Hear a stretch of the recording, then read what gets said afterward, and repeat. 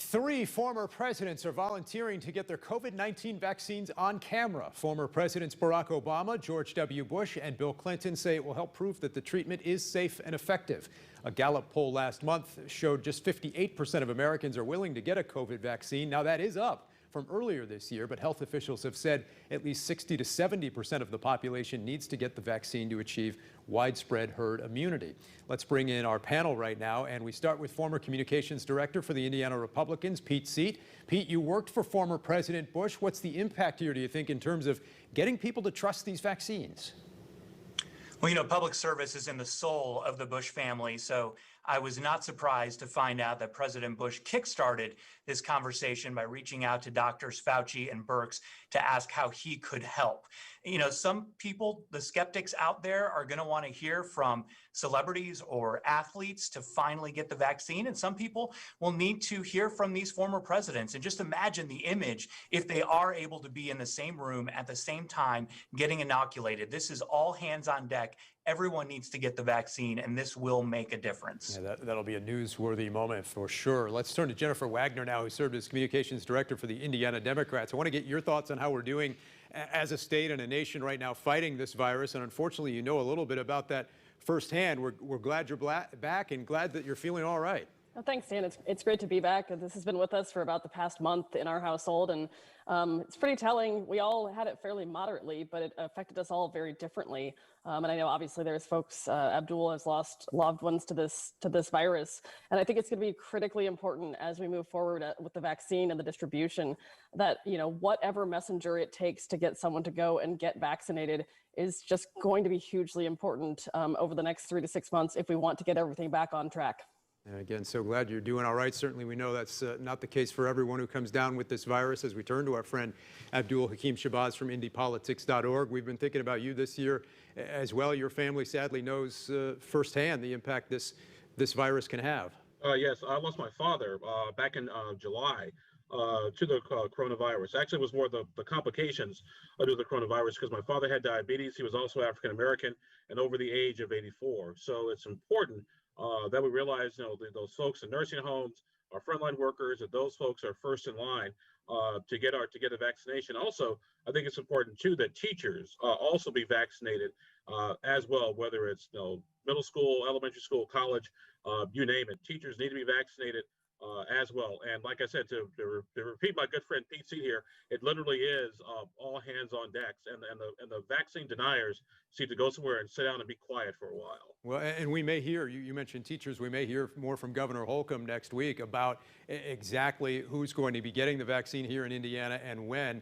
Finally, let's turn to Indy Star columnist James Briggs. You wrote recently in the Star that in your view, it may be time for another shutdown in some places. Yeah, I think it's a question of what the strategy is right now. If the strategy is we're just trying to run out the clock until the vaccine comes, I guess that's one way to do it, but it just seems like things are getting a little bit too urgent right now to let it play out that way. In particular, you're seeing in Indianapolis, schools are closed again and have gone virtual. You're starting to see hospitals stretch to their limit. And that seems to be a place where I'm not sure we can make it a couple more months, even though I've heard an aggressive timeline where maybe even by May, 70% of the country could be vaccinated, or at least those who want it. But waiting until May under these conditions will lead to a lot more deaths. We just passed 6,000 deaths in Indiana, had the deadliest month of the pandemic in November. And I think what Governor Holcomb's doing right now is sort of a patchwork of local policies across the state is not going to move the needle much. I'm glad that he did move off of stage 5. I'm very glad that he implemented a mask mandate back in July. Some of his colleagues across the country did not. Some Republican governors have changed course and done that recently, but I'm just not sure Indiana's doing enough to really change the course right now. And I don't think we're close enough to the vaccine to just ride it out. So I'd like to see more. Okay, let's change gears here now. James, you've also been writing this week about the Republican reaction to the president's efforts to challenge the election. We heard from Senator Braun earlier. What do you make of the response from some Republicans like Senator Braun? Yeah, I'm not one of those people who thinks that Republicans should be out there criticizing President Trump every time he says something inflammatory or does a bad tweet. I think people who expect that are being unrealistic. That's counterproductive. But this is not a bad tweet. This is the president of the United States actively trying to overturn the result of an election that he lost. Specifically, he has tried to halt vote certification in 6 key states. He has failed. Most of his lawsuits have failed. It's very clear that Joe Biden is going to be the president January 20th. Senator Mike Braun knows that. Senator Todd Young knows that. But yet Senator Braun in particular this week came out fairly forcefully indulging President Trump's fantasy of voter fraud and saying that he's going to wait until December 14th when the Electoral College casts its ballots and makes it official. I'm not sure why we need until December 14th. We know the result now. And every day that we wait right now is just contributing to a substantial percentage of Americans who believe that this election is being stolen through fraud. I think that is corrosive to our democracy. Okay. It's going to result in people having less trust for future elections. It's going to open the door for bad faith actors in the future to try to pull the same stunt that President Trump is right now, except perhaps with a little bit more competence. And I think anyone of power, such as Senator Braun, Senator Young, needs to be out there assuring Americans that this election was fair. Okay. Pete, how do you want to see your party position itself right now in the midst of all this? And is this hurting your effort at holding the Senate down in Georgia? Just because we know the result doesn't mean election fraud is not real. And I think that's where we're missing the point of what Senator Braun was talking about. You know, Democrats claim that there is no such thing as election fraud, and Republicans say it is widespread and in every nook and cranny of the country. The truth is in the middle. And you can look right here in Indiana, 2008, Barack Obama should have never been on Indiana's ballot because of fraudulent signatures in St. Joseph County. It actually does happen, and we need to pay attention. We can't just move forward and say, okay, the election's over. Let's pretend everything was perfect.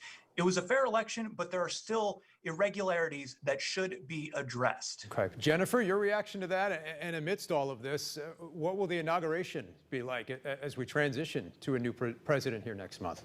Well, not to parry and thrust too much with my good friend Pete, but there was also a presidential candidate a few years back who didn't even, make the requisite number of ballot signatures to get on the ballot here in Indiana, and y'all let him on anyway. So I don't disagree that there's an answer somewhere in the middle, but this is not a partisan issue.